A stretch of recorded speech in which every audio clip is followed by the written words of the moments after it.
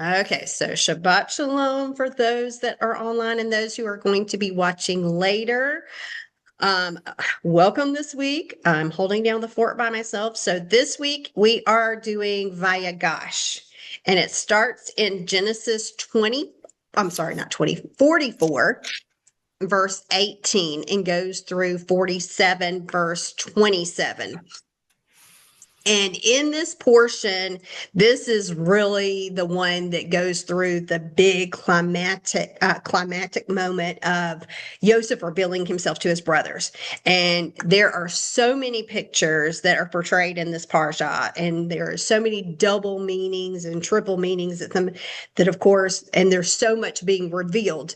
And we'll look at some of those, and there are many different themes we could go through talking about, like things that were hidden that were being revealed, restoration and reconciliation, and even intercession. So this portion, like I said, is called Vayigash. And we're going to look at the name. The name Vayigash means to draw near or to offer or present.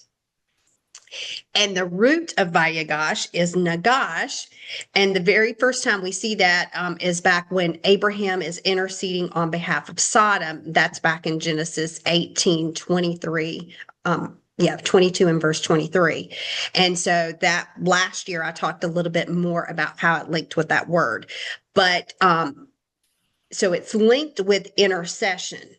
And so we see here at the beginning of this parsha, we've got Yehuda interceding with Yosef. And so remember, in last week's portion, it was in Benjamin's sack that Joseph's silver cup was found, and that Yehuda takes on the role here of being the family leader, and he's basically going to plead with Yosef. So let's start in Genesis 44, verse 18. It starts, Then Yehuda approached Yosef and said, Please, my lord, let your servant say something to you privately, and don't be angry with your servant, for you are like Pharaoh himself. My lord asked his servants, Do you have a father or a brother? And we answered, We have a father who is an old man and a child of his old age, and one whose brother is dead, so that that of his mother's children he alone is left, and his father loves him. But you said to your servants, Bring him down to me so that I can see him. And we answered, My Lord, the boy can't leave his father. If he were to leave his father would die. And so, as we start off here, let's not overlook what's really happening. First, remember what is actually taking place here. Joseph is the ruler, second in command to Pharaoh. And so he's, like almost king of the land here. And there's an order and a procedure which you come before a king or a ruler. And so this parsha begins with Vayigash Elav Yehuda. And Judah approached Abraham. I'm sorry, Judah approached Joseph. Sorry. And so Judah's going to approach Joseph here. Oops, sorry, I'm getting a little feedback from someone, so I'm not sure who it is. Yeah, I'm sorry. Okay, I'm going to mute just a second. There we go. And so Vayigash Elav Yehuda. So Judah approaches him, and this is where everything starts to change, because Judah actually, is coming forward to a king or a ruler. He's approaching a king or a ruler, and he's, basically stepping forward into a dangerous situation. It just thinks about, like, if you have someone today that all of a sudden just runs up to, Trump, or runs up to King Charles. I mean, there is that situation. There's a protocol to approach a ruler or a king. And so Yehuda is basically stepping into, a place where he is in danger. He's very vulnerable, and he's stepping into a role of responsibility, because he doesn't know how Joseph is going to react here. And we've got the foreknowledge or hindsight or whatever, because we've read the book, that we know this is Joseph. He doesn't know that's Joseph. He just knows that he's approaching a ruler here. And remember, in the book of Esther, what happens later with Esther when, that protocol for approaching a king is well established.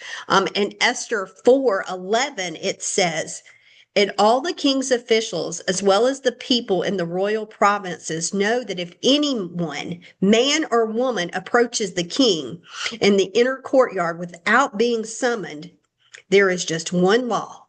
He must be put to death, unless the king holds out the gold scepter for him to remain alive. And I haven't been summoned to the king for these past 30 days. So it's that same protocol that he is, putting himself out there, and he doesn't know if, this ruler, this king, which is his brother, is going to allow him to speak. Yehuda doesn't know if he's going to survive. His motivation here is so great that he's stepping forward because someone he loves needs him. Okay. So someone he loves needs him, and that's why he's, one of the reasons he's stepping forward here.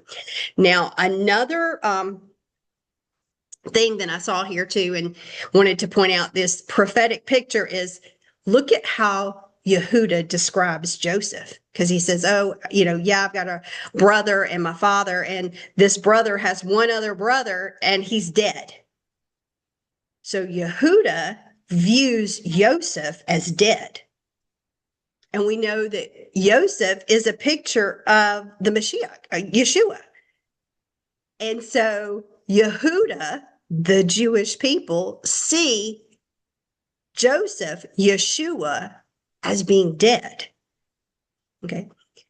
And, just like, think about this prophetic picture, because just as we know that what's being played out here, Joseph is not dead.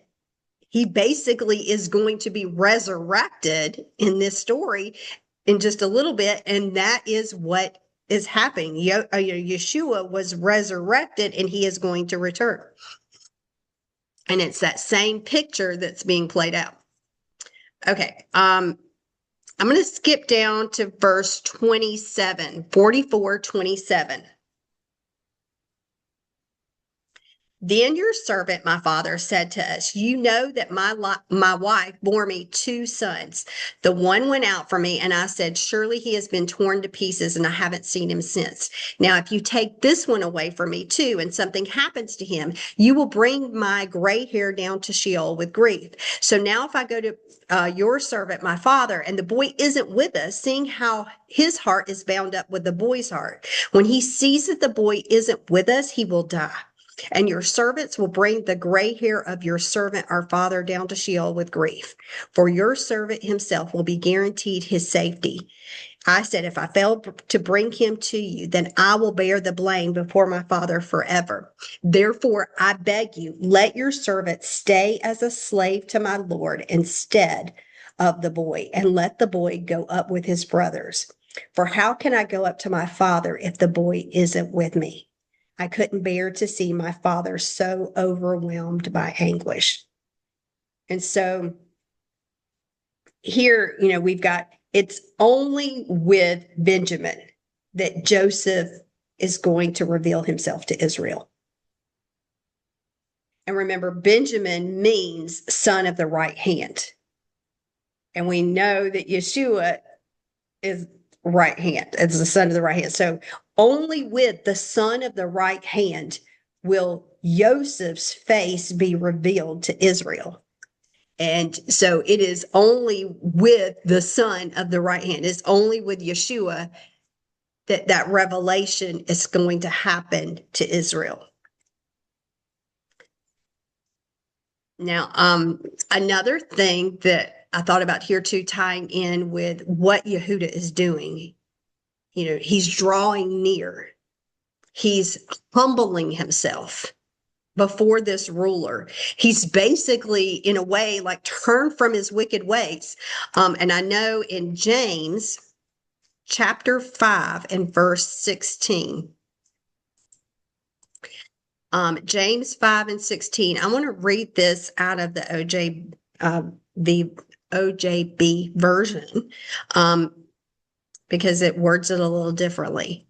It says, therefore, make vidui, or confession, to one another, and dive into philos on behalf of one another. Okay, pray on behalf of one another, so that you may have refuah shemla, you may have complete healing, and that the tefillah of a tzaddik, the prayer of the righteous, is powerful and effective.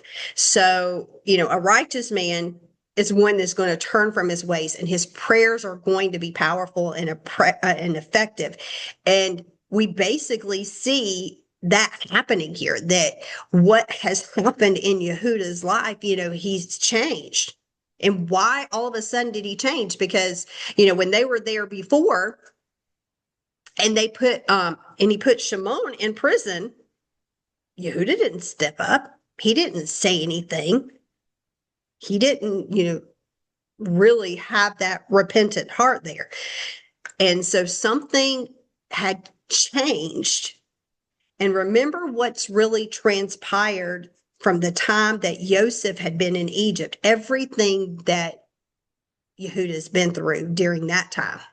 We think about Yoseph, what he's been through in Egypt, but Yehuda basically had removed himself from his family, had went away, he was living off.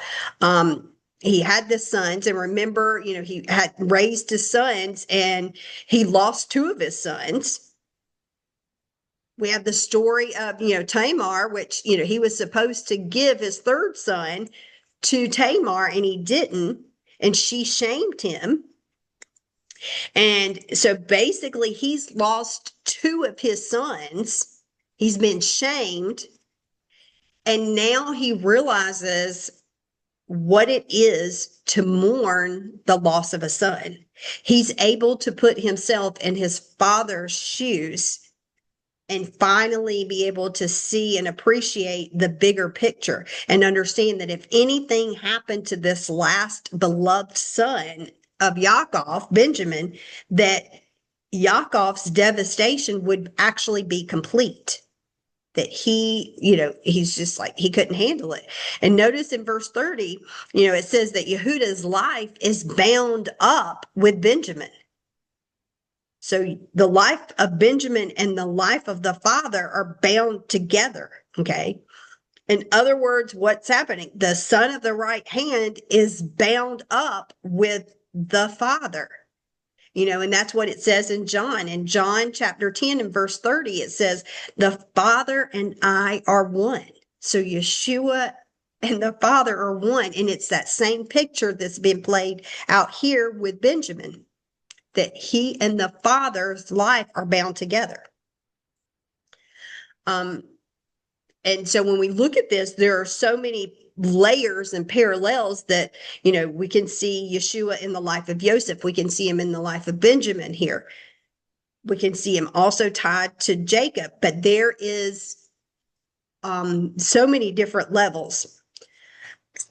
Now, something else I wanted to think about with Benjamin's life being tied up with Yeshua, or the father, like Benjamin being a picture of Yeshua, that it says that if he doesn't go back to his father, if Benjamin doesn't go back to Yaakov, who is Israel, that Israel would die. So think about this for a moment. If Benjamin, the son of the right hand, which is also a picture of Yeshua, if he doesn't go back to the father, if he doesn't die and resurrect, then Israel will surely die. And so that's just, it just stands out there how much Yeshua is in this, that he would, he is tied up with that life. Okay, so going back, as Yehuda, he recognizes the tie between them. He recognizes that there is this link between his father and Benjamin. And so Yehuda steps up. He makes a guarantee for Benjamin. And another thing to think about is he's stepping up for not his full brother. This is the brother that is from the other mother that is more loved. So Yehuda is standing up for his brother. Are we willing to do the same thing? Think about Judah being Jew. Jews are willing to stand up for their brother. Are we willing to do the same? Stand up for the brother that is from that other mother. Are we willing to stand up for the brother, us looking at ourselves as being Ephraim? Are we willing to stand up for our brother that is from the mother of Leah, Judah? And that's something, for us to think about as times and anti-Semitism and everything is really increasing around the world. Are we doing that? Can we do that? And so Yehuda stands before, this man he's seeing as a Gentile. He's, he doesn't see him as his brother. He's one of the most powerful men on the planet at that time. And, so he sees Joseph as this Gentile pagan king. And, how Joseph is being portrayed really doesn't bring the revelation or restoration that is needed. It's basically misrepresenting who he is. By looking at him outwardly, we're only seeing those things. How he's being portrayed is basically a misrepresentation of the gospel. And if we were really, truly representing Yeshua as he truly is, as the one who did not do away with the Torah, as one who did not do away with the feast, who came to live it out, then maybe Yehuda would recognize their own brother if we portray him in that light. And so misrepresentation is really standing in the way of the restoration. And that's, one of the problems that I see with a lot of the organizations out there is that they're really misrepresenting who Yeshua is. And that doesn't really bring about that true restoration. So. Okay, so Yehuda takes responsibility for the boy's actions and his welfare, and he says, okay, I'm going to bring him back to you. So he's displaying that leadership ability. He's taking the leadership role. He's taking responsibility for his people, okay, which made me think about John 15 and verse 13, which says, no greater love than a person has that, for he lays down his life for his friends.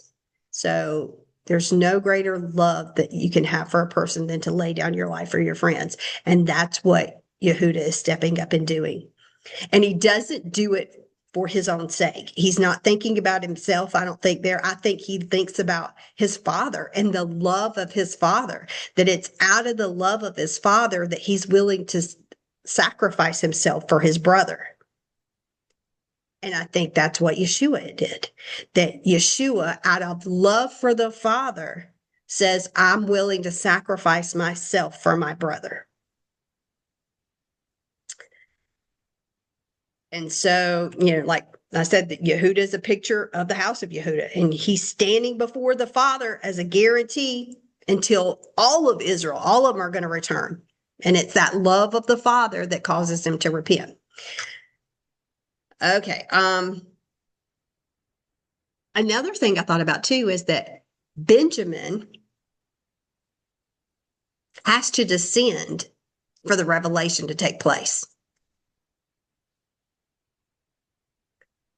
That, he has to leave that, Benjamin is with the Father. He is with the, in a safe place.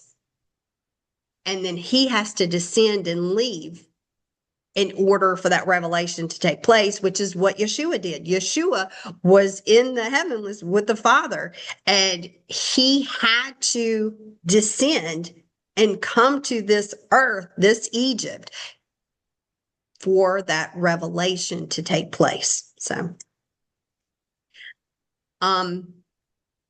in every one of our relationships, whether it's our family, our friends, our community, we all have moments that call us to display one of these types of courage. It can be, sometimes we need to be a Yehuda. We need to step up, step forward, take responsibility. We need to speak up. We need to protect someone. We need to repair what we broke. Sometimes that's what we need to do. And then other times we might need to be a Yosef. We might need to open up and let go of old hurts. Allow ourselves to be broken and seen and choose forgiveness over pride. And, healing happens when someone is brave enough to take that first step. And so, as we think about some of the themes here and how can we apply it to our life, we can think about, maybe our family or our friends or our community. What type of courage do we need to be today? Do we need to be a Yehuda, a Judah in that situation, or do we need to be a Joseph? And it may change from one to another, because you might have multiple siblings, and one sibling you might need to, be a Yehuda, and then the other one you might need to be a Joseph with. So it just depends on your situation. Okay. Y'all got anything? Everybody's very quiet. So, okay. Genesis 45, verse 1. At last, Yosef could no longer control his feelings in front of his attendants, and he cried, "Get everybody away from me." So no one else was with him when Yosef revealed to his brothers who he was. He wept aloud, and the Egyptians heard, and Pharaoh's whole household heard. And Yosef said to his brothers, "Ani Yosef, I am Yosef. Is it true my father is still alive?" His brothers couldn't answer him. They were so dumbfounded at seeing him. And Yosef said to his brothers, "Please come closer." And they came closer. And he said, "I am Yosef, your brother whom you sold into Egypt. But don't be sad that you sold me into slavery here, or that you're angry at yourselves, because it was God who sent me ahead of you to preserve life. The famine has been over the land for the last 2 years, and yet for another 5 years there will be neither plowing nor harvest. And God sent me ahead of you to ensure that you will have descendants on earth and to save your lives in a great deliverance. So it was not you who sent me here, but God. And he has made me a father to Pharaoh, Lord of all of his household, ruler of the whole land of Egypt. Hurry, go up to my father and tell him, here is what your son Yosef says. God has made me Lord over all of Egypt. Come down to me. Don't delay. You will live in the land of Goshen and be near me. You, your children, your grandchildren, flocks, herds, everything you own. I will provide for you there so that you won't become poverty stricken, you, your household, and all that you have, because 5 years of famine are yet to come. Here, your own eyes see, and the eyes of my brother Benjamin, that it is my own mouth speaking to you. That my father, how I honored, tell my father how honored I am in Egypt and everything you have seen, but quickly bring my father down here. Then he embraced his brother Benjamin and wept, and Benjamin wept on his neck, and he kissed all of his brothers and wept on them. After that, his brothers talked with him. And so, here the time came. Joseph, this great man, he's got this great power. He could have easily taken revenge on his brothers. He could have easily punished them. But the first thing he does is he removes all the Egyptians. He removes everyone else from the presence. Why? Any thoughts on why? Anybody want to share? Like I said, everybody's so quiet. I have no idea. And some's like, well, is it because he didn't want the Egyptians to see him cry? Or is it because that he's knowing that he is going to reveal himself, and that in revealing himself, it is going to shame his brothers, and that he's wanting to hide their shame, the full extent of what they did in front of the Egyptians. I bet that's it. I don't. Angelina said honor for his family. And Yeah. Alice said, I'm thinking that what he has to do is, he's going to reveal himself. Yeah. And that's going to shame them. And so I look at it that he's wanting to keep, I hate to say their dirty laundry, but keep their dirty laundry from being aired in front of everyone. Yes, the Egyptians and Pharaoh hear his crying, but they don't, it could be tears of joy. It could be, he's so overwhelmed with seeing his family. But I tend to hold that Yehuda, that Joseph here is protecting his brothers, and that he's protecting them from everybody understanding, everything that's happened. He's not going to put it all out there for everybody to know. And in the midst of what they've done, he still wants to protect them. Yep. And he's going to, and Alice says, and he's going to, that he's going to humble himself. Angelia says, don't uncover your family's nakedness. Yeah. And when you think, is this the same pattern when Yeshua reveals himself?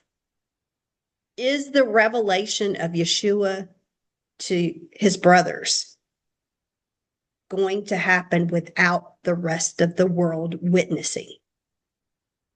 Is it going to be something that's done in secret that the rest of the world's not going to know about?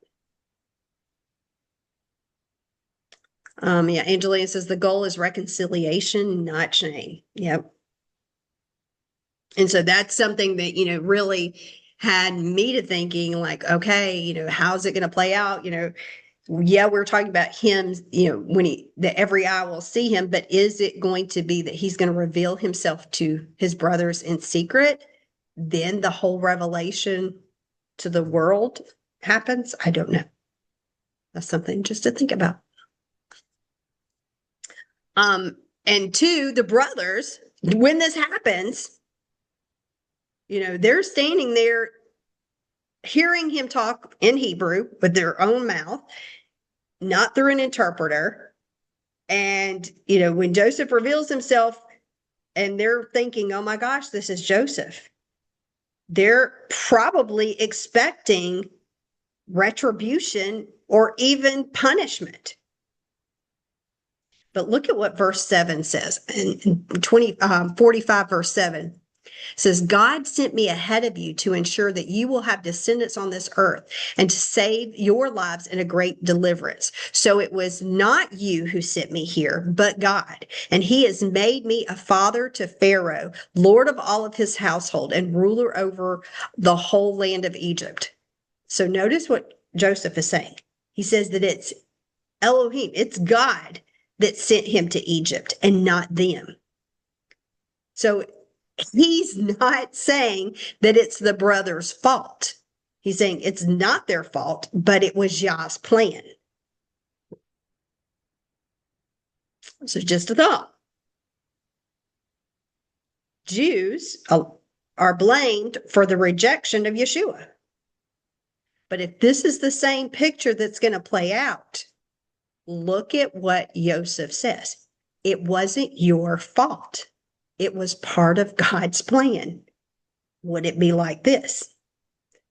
That just as Joseph didn't blame them, and basically he's saying all was forgiven, that Yeshua will do the same for his brother Yehuda as a whole.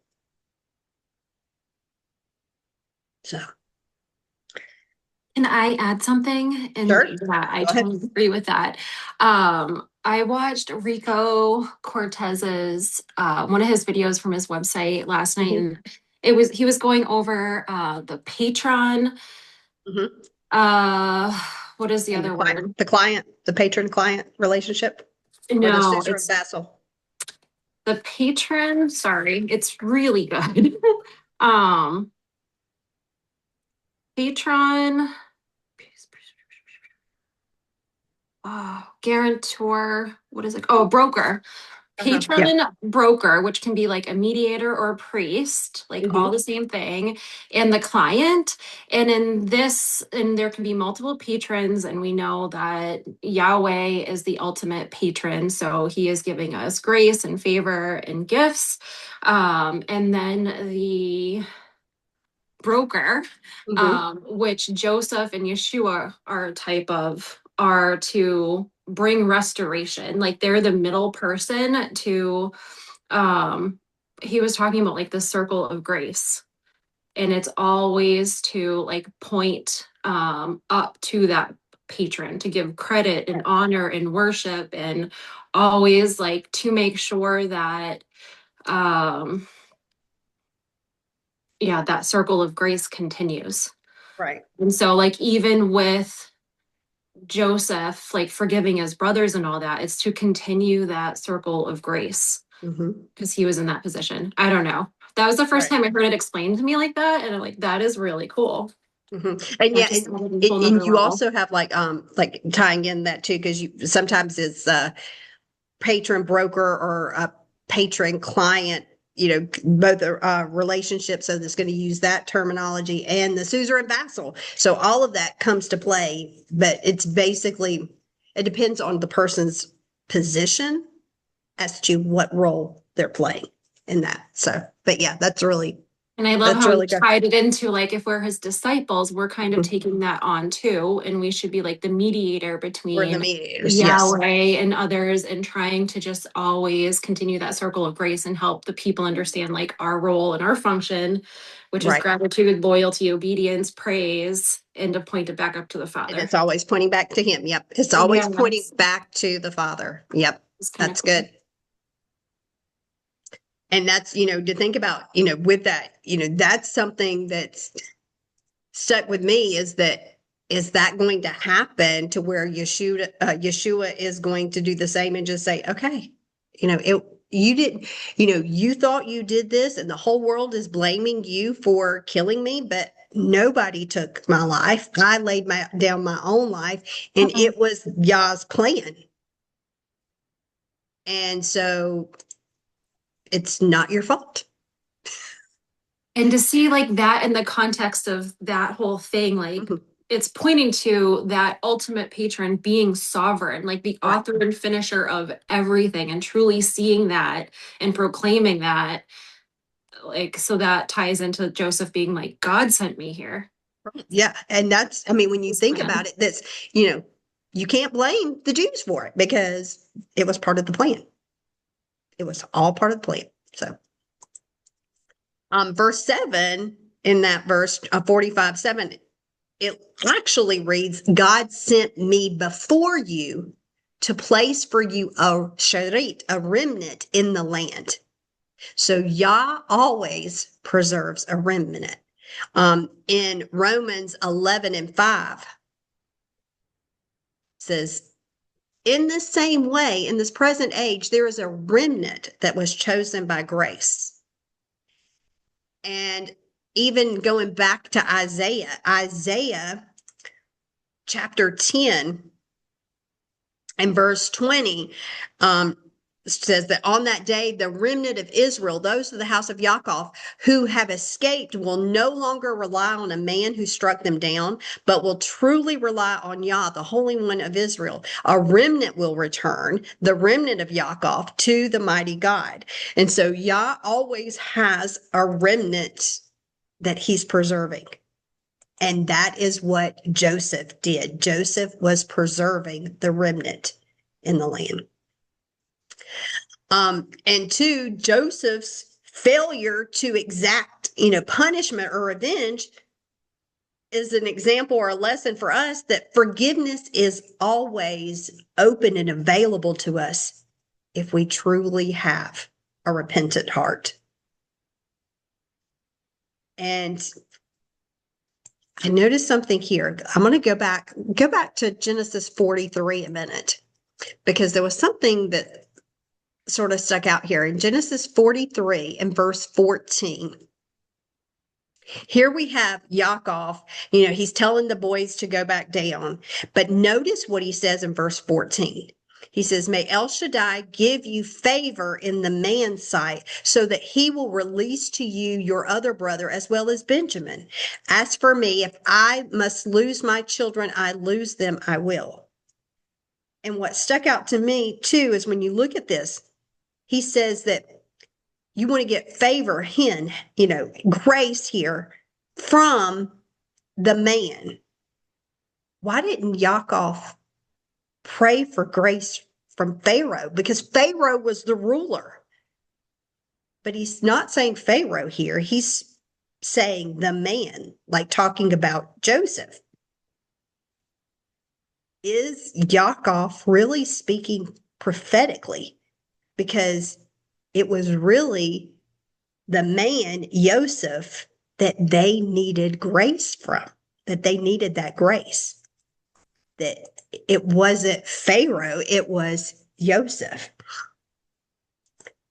And that, too, Angela, you like this one, that reconciliation takes place between Yosef and their brothers on the third meeting.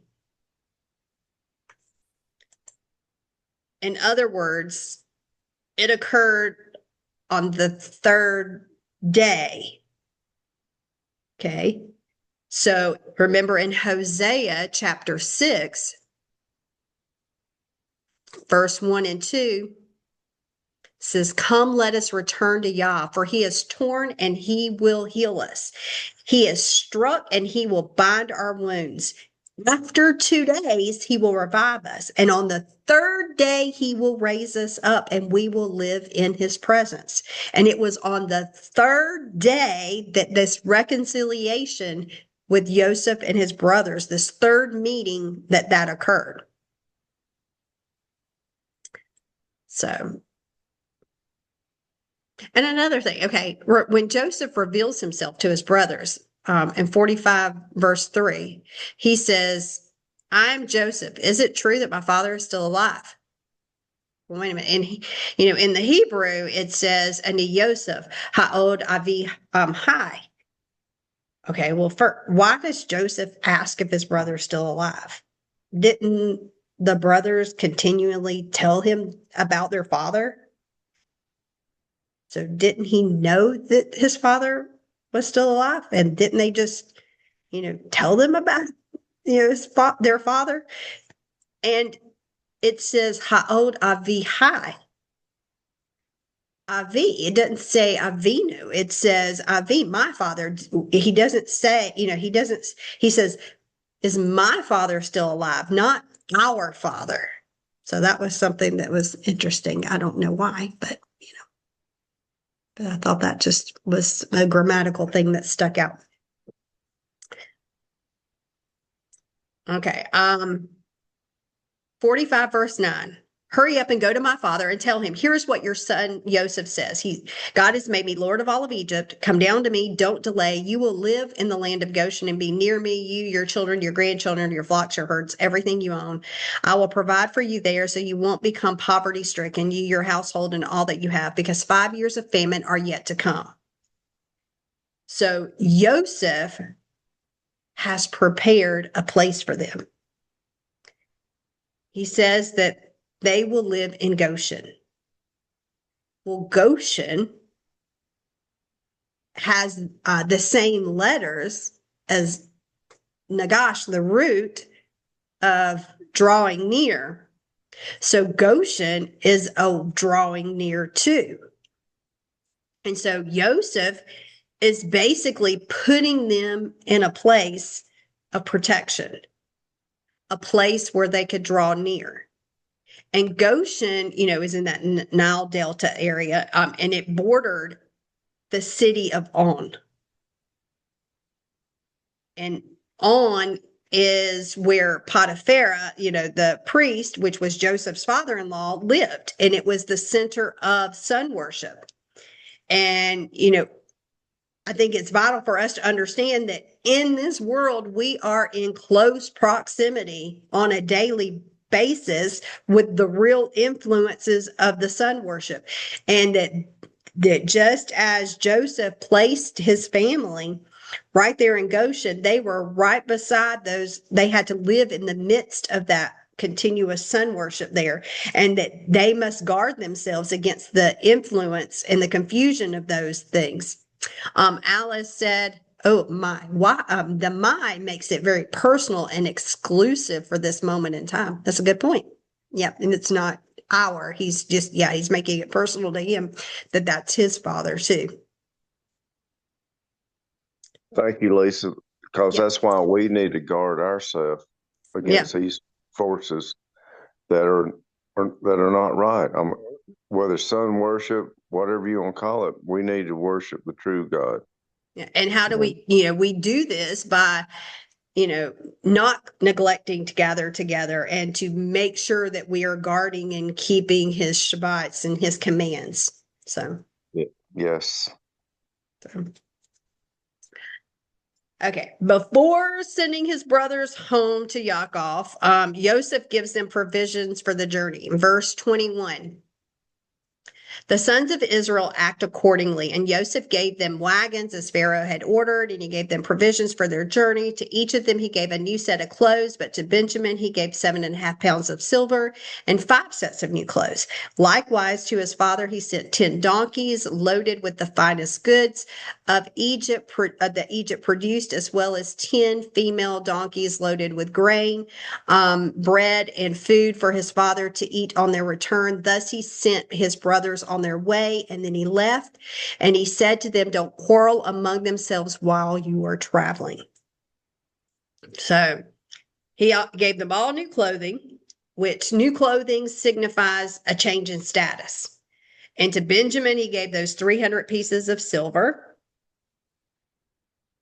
Yeah, that's a good. And Angelina shared in the chat too, the circle, the picture of the circle of grace there. So he gave 300 pieces of silver, and silver is a picture of redemption. And 300, we know, is the numerical value of kafar or ransom. And, it's also kippur or covering or atonement. So the 300 is the shin, that Hebrew letter shin, which represents El Shaddai. So we've got the 300 there tied with El Shaddai. And so with Joseph, he also gave Benjamin 5 sets of clothing. Well, 5 is Torah, but it's also favor, grace. So it's always, because Torah is linked with favor and grace. So Joseph gave Benjamin basically the atonement price and the Torah. He's giving the son here, the son of the right hand has the atonement price and has the Torah. So the son of the right hand, which is also a picture of Yeshua, he's got the atonement price and the Torah, which we think about in Revelation. What does the beast, the dragon, the children come? He comes after the children who have the word, the Torah, and the testimony of Yeshua. So the atonement price, the testimony of Yeshua, and the Torah right there together. So to Yaakov, Yosef gave 10 donkeys loaded with the best things of Egypt, and 10 female donkeys loaded with grain and bread and other provisions. 10 is completion, it's multiplication, and it's also a picture of the 10 lost tribes. I just want to say one more thing about the silver. And this really don't mean nothing biblically, but I'm just going to throw it out there. 6 months ago, silver was like $32 an ounce. Yesterday it was $84 an ounce, or 80. I mean, it's really, really skyrocketed. It's going up. Yep. And I mean, I know that don't mean nothing. I mean, cause that's just money, and to me, money don't really mean a lot. I mean, it's but just But it's just want to interesting. throw just want to throw that out there. And then 2, we look at this grain, that he's given them. The grain is a picture of the bread. It's Torah, Yah's word. And so this is a confirmation to Yaakov that Joseph is alive, and he remembers the Torah, and he remembers what his father taught him, and that it's, brought a lot of fruit in his life. Okay, verse 25. So they went up out of Egypt and entered the land of Canaan and came to Yaakov their father, and they told him, Yoseph is still alive. He is a ruler over the whole land of Egypt. He was stunned at the news and he couldn't believe him. Well, that's understandable. So they reported to him everything Yoseph had said to them. Still, he didn't believe them. But it was only when he saw the wagons which Yoseph had sent to carry him that the spirit of Yaakov, their father, began to revive. And Israel said, enough. Notice that it went from the spirit of Yaakov, and now it's saying Israel said, enough. My son Yoseph is alive. I must go and see him before I die. So, as his sons are telling him the story, he sort of, didn't believe them. But when he sees the carts, the wagons, that's when his spirit is revived. And in Ardell Brody's commentary, and I pointed this out last year too, that there's something interesting that she pointed out, that there had to be something with these carts, okay? Because why would these carts, a wealthy man like Yaakov, whose life is revolving around the covenant, why would he be excited that his son is an Egyptian ruler? What was it about these carts that would cause his spirit to be revived? And she noted that they weren't just really these simple wagons, that, they belonged to Pharaoh. These carts were sent by Pharaoh. If we go back to verse 17, it said, Pharaoh says to Yoseph, tell your brother, here's what you're to do. Load up your animals, go to Canaan. I will give you property, and take the wagons. So these were Pharaoh's wagons. But in verse 27, we see that they're not called Pharaoh's wagons. They're called Joseph's wagons here. These are the wagons which Joseph sent. And, she points out that there must have been something done to show the ownership, that something different, some kind of message that would have been sent there that would have only Yaakov would have understood. And that's what caused his spirit to be revived. And the Hebrew word for cart or wagon is actually agalah. That's like, for those of you who've been with us when we were in Israel and living there, we had those little carts that we drug around through the shuk. That's an agalah. A lot of times mine would tend to lose its wheel, and I'd always have to go find the wheel and replace it. But the word agalah is the word for cart. And it is written Ayin Gimel Lamed Hey. Ayin Gimel Lamed Hey. Okay, but remember, in Hebrew, you don't have the nikadot, the vowel pointings, the dots and the dashes on a Torah scroll. So there is another word that is written Ayin Gimel Lamed Hey, but it has different vowel pointings, but it's pronounced differently. It is eglah, okay? And an eglah is a heifer, okay? And one of the things that some of the sages believe is that Yosef wanted to reassure his father that not only did he survive, but he remained faithful to the Torah, and that he was sending him a clue that, yes, I remember the Torah, but there is also something that I'm not holding my brothers accountable for this, and that they link it with this Iglah, with this, which was Iglah Arafah, which is a decapitated calf, which sounds crazy for us. But if you go back to Deuteronomy 21, which what happens if you have this person that was murder victim, that they would do the measurements to the nearest city, and the people of the city would wash their hands, and the and say, we're not held accountable to this crime. And Joseph is basically bringing this back to the remembrance, saying, I'm not holding my brothers responsible for that crime. What they were accused of murdering me, it's not their responsibility. They're not responsible. And Joseph is bringing restoration. He's bringing tikkun to the family. And that word restoration is tikkun. And tikkun is spelled tav kaf or kuf, tav kuf nun, tav kuf nun, and it means to restore or correct. The root of that is takan, which means to measure or weigh up. And so when you look at how it's spelled, the tav means a sign or a mark, or like the sign of the covenant. The kuf means to surround. And the nun is the kingdom. So tikkun, when you are bringing restoration, it is the sign of the covenant that's surrounding the kingdom. And Yosef is bringing that restoration. He is bringing the sign of the covenant that's surrounding the kingdom. Now, one of the things here that I sort of went off this year down a different path is that, I wanted to stop here and diverge because the question always comes up, for people, why don't Jews believe in Yeshua? Why don't they believe in Jesus as the Messiah?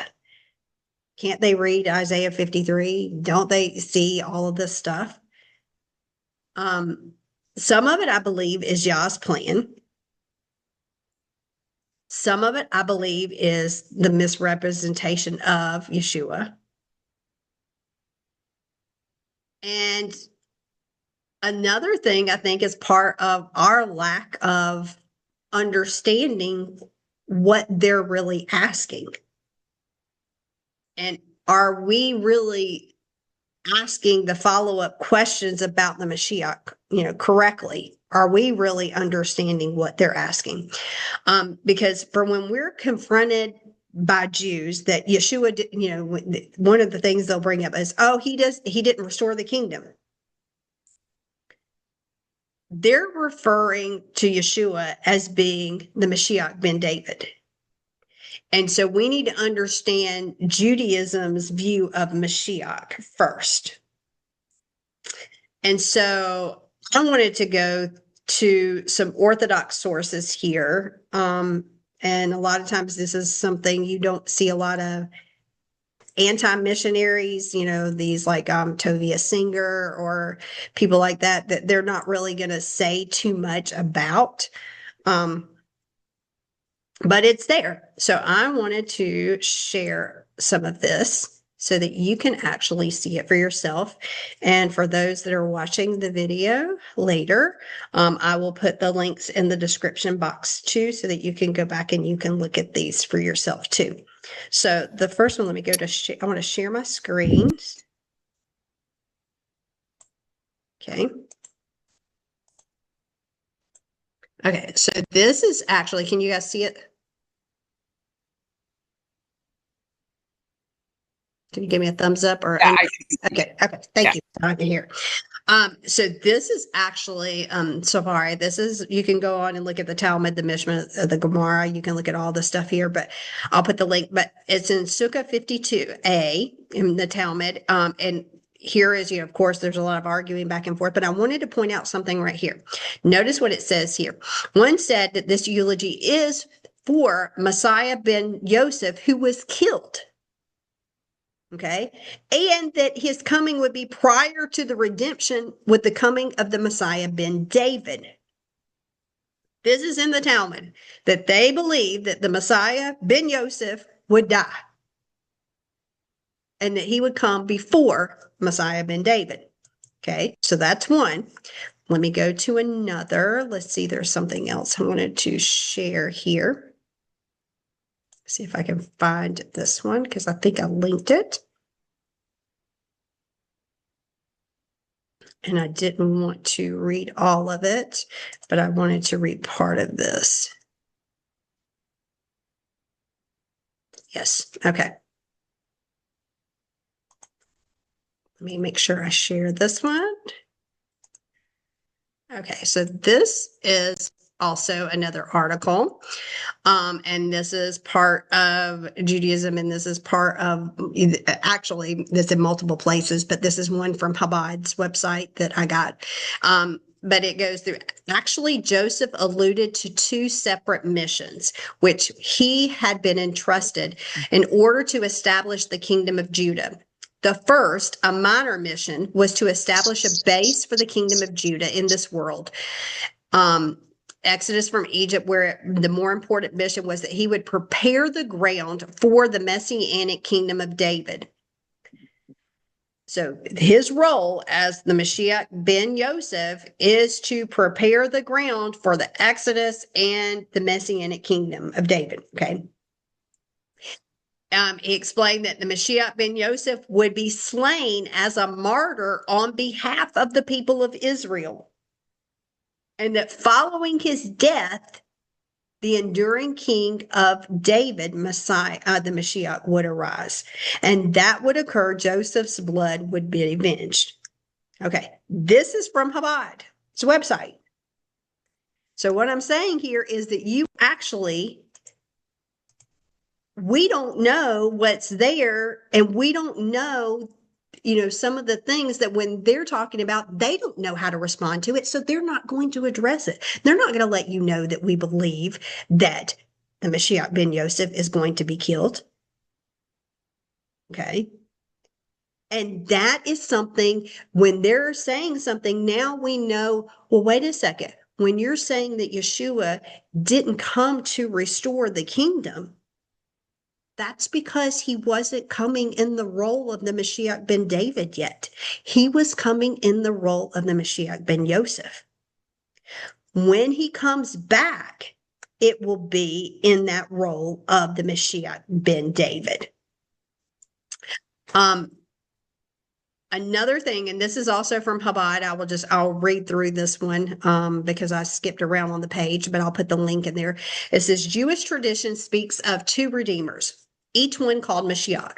Both are involved in ushering in the Messianic era. They are Mashiach ben David and Mashiach ben Yosef. The term Mashiach, unqualified, always refers to the Mashiach ben David. Of the tribe of Judah. He is the actual final redeemer who shall rule in the Messianic age. All that was said in the text relates to him. The Mashiach ben Yosef of the tribe of Ephraim is also referred to as Mashiach ben Ephraim. Mashiach, the descendant of Ephraim, he will come first before the final redeemer and later serve as a viceroy. I'm going to pause here. And so he says that Mashiach ben Yosef is going to also be called Mashiach ben Ephraim. He's the descendant. He is going to come first, before the final redeemer, and then later serve as viceroy. The essential task of Mashiach ben Yosef is to act as a precursor to the Mashiach ben David and to prepare the world for the coming of the final redeemer. Different sources attribute to him different functions, some even charging him with tasks traditionally associated with the Mashiach ben David, like the ingathering of the exiles and the rebuilding of the Beit HaMikdash. The principal and final function of the Mashiach ben Yosef is that of a political and military nature. It says that he shall wage war against the forces of evil that oppress Israel. More specifically, he will battle against Edom, the descendants of Esau. Edom, being the comprehensive designation of the enemies of Israel, will be crushed through the progeny of Joseph. And that the prophesied of old that the house of Jacob will be a fire, and the house of Joseph a flame, and the house of Esau for stubble, in Obadiah 1:18. The progeny of Esau will be delivered only into the hands of the progeny of Joseph. And the immediate results will be disastrous, for the Mashiach ben Yosef will be killed. This is described in the prophecy of Zechariah, who says that they shall mourn him as one who mourns an only child, Zechariah 12:10. But his death will be followed by a period of great calamities, and these new tribulations shall be the final test for Israel, and shortly thereafter, Mashiach ben David will come. avenge his death, resurrect him, and in the Messianic era have everlasting peace and bliss. So you can see that when they're looking at this, they're talking always about the Mashiach ben David. They don't want to address Mashiach ben Yoseph at all. They don't want to, because how can they explain that he is killed? And that he's going to have to die in the process. And so when, like I said, when they're saying that, they're referring to Mashiach ben David. There is a sect of Judaism that says that the two actually will merge, that I found. And that one of the things that says, that it says that I agree with, because Mashiach ben Yosef and the Mashiach ben David are one in the same. I believe they're one in Yeshua, and that he at his first coming was the Mashiach ben Yosef, and that at his second coming will be the Mashiach ben David. So he has a totally different mission in his second coming. So I wanted just to put that out there, because I know sometimes, people are always, especially when you're looking at it, they're looking at, Mashiach, and they get hit with these things from Judaism, and they don't know how to counter some of it. And that's because we're ignorant in many ways of what they actually believe. And Angelina said, so helpful for us to know so we can share the good news. I think it's amazing. We're all waiting for the Mashiach ben David right now. Yeshua said he came for the lost sheep, the 10 northern tribes that were cut off, and Judah has remained in covenant. Yes. Okay, so going back to the parsha, Genesis 46, verse 1. Israel took everything he owned with him on his journey. He arrived at Beersheba and offered sacrifices to God, his father Yitzhak. Okay, so he arrived at Beersheba and offered sacrifices to God and his father Yitzhak. In a night vision at night, God said to Israel, Yaakov, Yaakov. And he answered, here I am. And he said, I am God, the God of your father. Don't be afraid to go down to Egypt. It is there that I will make you into a great nation. Not only will I go down with you to Egypt, but I will also bring you back here again after Yoseph has closed your eyes. So Yaakov, Israel, he's been revived. He's setting off now to go to Egypt. But the first place he goes on his way, he stops at Beersheba. And that's important, because remember what happened at Beersheba. That's the same place where Yaakov had offered offerings to Yah earlier. It's the same place where Yaakov confirms his covenant with him. It's the same place where Abraham called on Yah, and Yitzhak built an altar in Genesis 26. Abraham calls on Yah in Genesis 21, verse 33, and Yitzhak builds an altar in 26, verse 23 through 25. And so this is a well-established place of offering to Yah. And Yaakov comes back to this place because he's getting ready to leave the land. He's going into exile, because anything, outside of the land is exile. And he's going down into Egypt. And not only that, he's an older man. And he probably remembers, what were those words that you spoke to my father? What did you say about us going into another nation and being oppressed for years?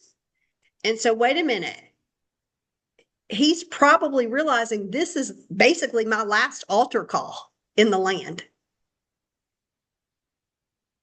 that is going to happen. And it is the last one that happens for generations. So Yaakov, goes to Beersheba. He's offering sacrifices here. And that word for sacrifices is zavak. And, and the verb, here primarily refers to making a peace offering, a shalomim korban, okay? And the shalomim offering is the one offering that you would do when you're receiving a good news. Well, he definitely received good news. His son's still alive. Or whether you're wanting to give thanks to Yah. So this is the offering that he would have made. And it's interesting because that's the same kind of offering or sacrifice that Yeshua references in the parable of the prodigal son. Because when it talks about the father, speaking of bringing the fatted calf, that would have been the Korban Shalomim, because he's wanting to give thanks to Yah for this returning of his son. And so, because that would have been, think about the father here is, in the prodigal son's case, is rejoicing in his son who was lost being found again. And that's the same thing that is happening with Yaakov. Yaakov is basically, in a way, rejoicing that his son that was lost is now been found again. And he's bringing, the fatted calf in the prodigal son, and he's gonna slit his throat, drain his blood, whatever, just like he would have done. And it would have been consumed. The rest of the animal, there's specific parts of it that would be placed on the altar that would be consumed by fire, which would be a sweet smelling savor that would rise up. And the rest of the parts of the offering, they would share in a meal, in a celebration. So there's parts of it that would actually go up in smoke, but parts of it would be consumed by them. And so think about, this was the last offering in the land that Yaakov is doing. And this would have been a reason to kill this calf, this fatted calf, because even in the time of famine, because Joseph, his beloved son, was now alive again. And then, Yaakov is leaving and he's going into exile. And he doesn't know if he's going to return in his lifetime. But Yah gives him a promise here. He says that he's going to be with him when he's in Egypt. And yes, you are going to return one day. But notice what he says here at the end. The very last words that Yah said to Yaakov here, it says, and Joseph's hands will be on your eyes. And in Hebrew, it's Yoseph Yashit Yado al Anecha, which does, mean that Joseph's hands are going to be on your eyes. But what does that really mean? The usual explanation is that he's telling Yaakov that Yosef is going to be there, and Yosef is going to be the one to close his eyes, when he dies. Okay. But as I was studying it this week, I came across a different perspective. And I thought, wait a minute, this is really interesting. Could it be that this phrase is also not only talking about him being there at his death, but it's also a dual application, but it's also talking about a future event that would take place in the end of days? Because the Haftorah portion for this week is in Ezekiel 37. So I want to go over to part of that. Ezekiel 37, verse 16. It says, you human being, take one stick and write on it for Yehuda and those joined with him, the people of Israel, and take on another stick and write on it for Yosef, the stick of Ephraim, and all the house of Israel who are joined with him. Finally, bring them together into a single stick so that they will become one in your hand. And when your people ask what all of this means, tell them that Yah Elohim says, I will take the stick of Yosef, which is in the hand of Ephraim, together with the tribes of Israel who are also joined with him, and put them together in the stick of together with the stick of Yehuda, and make them into a single stick, so that they will become one in my hand. The sticks on which you are to write are to be in your hand as they watch. Okay, now look at verse 19 and 20. Okay, and I'm going to read it in a different version here. It says, this is the word of the Holy One of God. Surely I will take the stick of Yosef, which is in the hand of Ephraim and the tribes of Israel, his companions, and I will join them with it, the stick of Yehuda, and make them one stick, and they will be one in my hand, and the sticks on which you are to write will be in your hand, upon or before their eyes, before they watch, as they watch. Okay. So when you look at this, we've got hand and eyes together here, just like the promise that he was giving Yaakov, that your hand, that where it goes, let me go back up where it says, and that Yoseph has closed your eyes. Okay. I will bring you back here again after Yoseph has closed your eyes.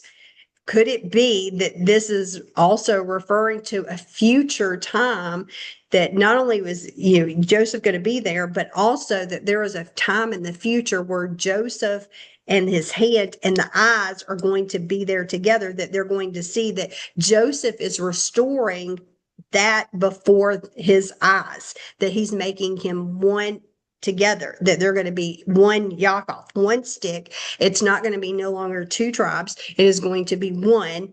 There's going to be that one house of Israel, which is Yaakov, and it is doing before his eyes.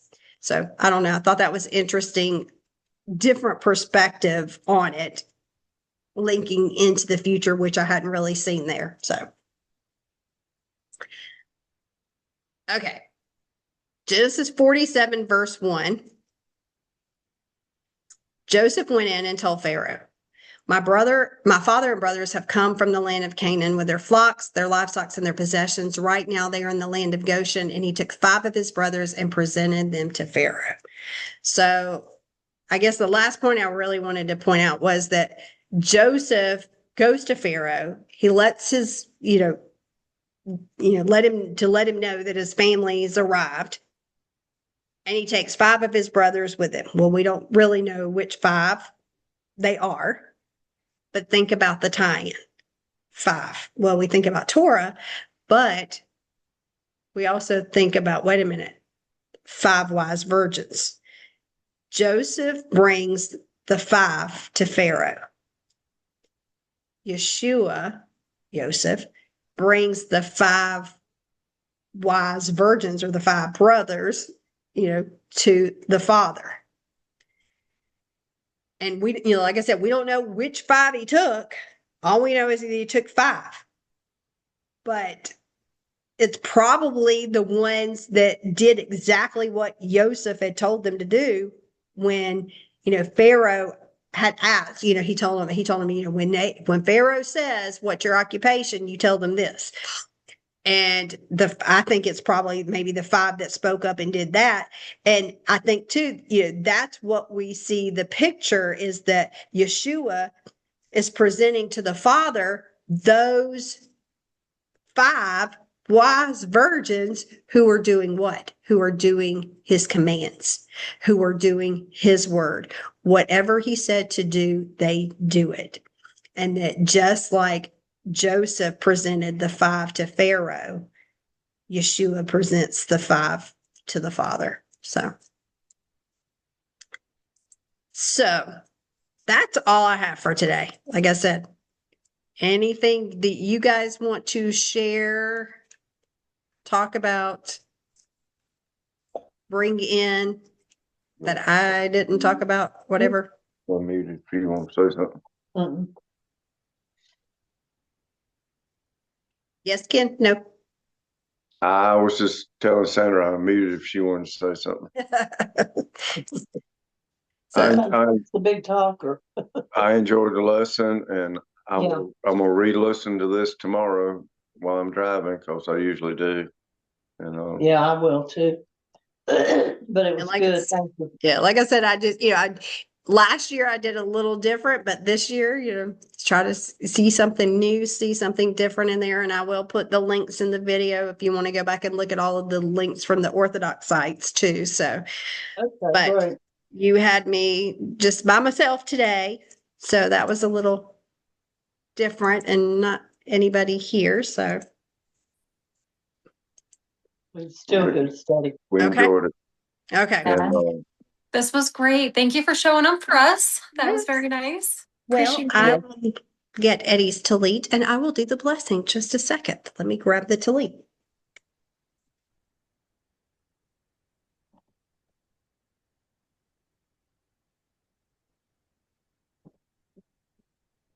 Okay. Even though there's nobody else here, I will do it. And you guys can get ready yourselves. Let me move this. give me just a second. Okay, let me get mine. Well, I've got to get this other Bible.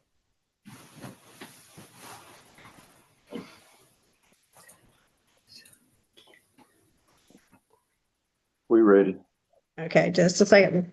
I'm gonna get right here. Oh, you wouldn't know that's in English. I was gonna do it. This. Come on. Okay. You guys ready? Yes. Ready. Okay, just a second. Oops.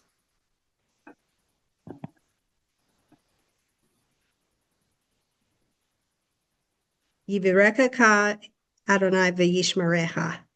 Ya'ir Adonai panavilecha v'hunecha. Yisa Adonai panavilecha v'yasim lecha shalom.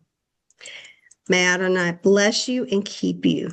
May Adonai make his face to shine upon you and show you his favor. May Adonai lift up his face toward you and give you peace. Hashem Yeshua HaMashiach. Sar Shalom. Unto peace. Amen. Shabbat Shalom. And I'm not going to sing tonight because it's just it's just me and I can't carry a tune in a bucket. So, but Shabbat shalom, everyone. Thank you.